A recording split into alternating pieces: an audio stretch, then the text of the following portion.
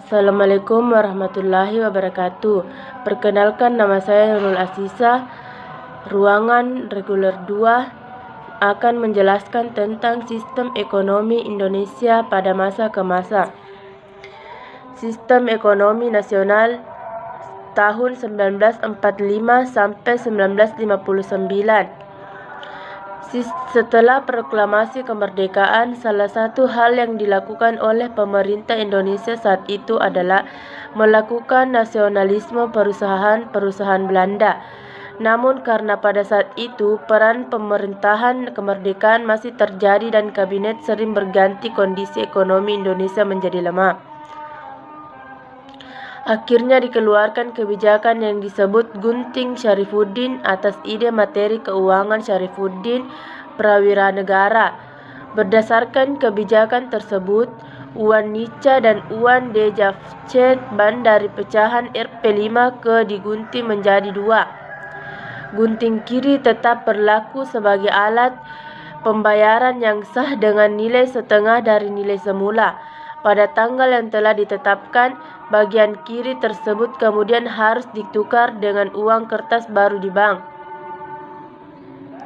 Sedangkan guntingan kanan dapat ditukar dengan obligasi negara sebesar setengah dari nilai semula dan akan dibayar 30 tahun kemudian dengan bunga 3% setahun.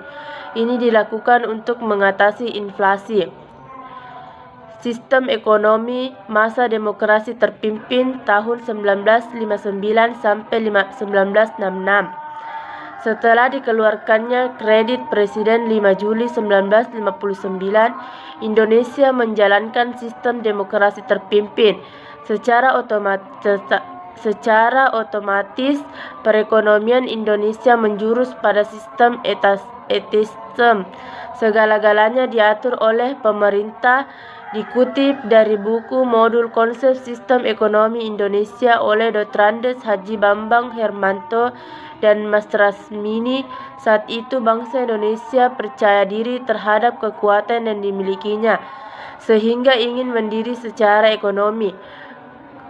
Konfrontasi politik dengan Malaysia dan negara-negara barat juga membuat investasi asing terhenti.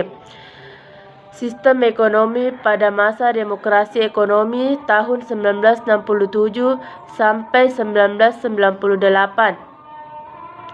Salah satu proyek besar pemerintah Orde Baru adalah meningkatkan kesejahteraan masyarakat melalui proses industrialisasi dalam skala besar.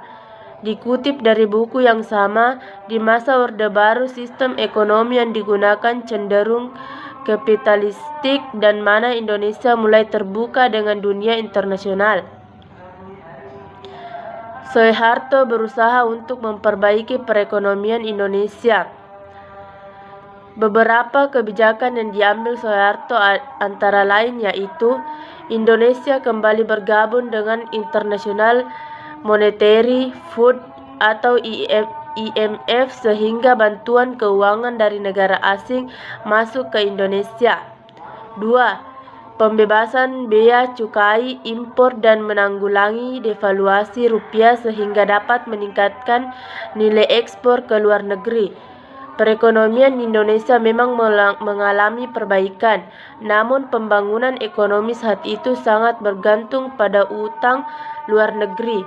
Sistem ekonomi Pancasila tahun 19 sampai 98. Sekarang, apa sistem ekonomi Indonesia saat ini? Dumari 1996 menjelaskan, ditinjau berdasarkan sistem pemilikan sumber daya ekonomi atau faktor-faktor produksi. Tak terdapat alasan untuk menyatakan bahwa sistem ekonomi kita adalah kapitalis. Sama halnya tak pula cukup argumentasi untuk mengatakan bahwa kita menganut sistem ekonomi sosialisasi Indonesia, mengakui pemilihan individual atas faktor-faktor produksi kecuali untuk sumber daya yang menguasai hajat hidup orang banyak. Dikuasai oleh negara. Hal ini diatur dengan tegas oleh Pasal 33 Undang-Undang Dasar 1945. Jadi secara konstitusional sistem ekonomi Indonesia bukan kapitalisme dan bukan pula sosialisasi.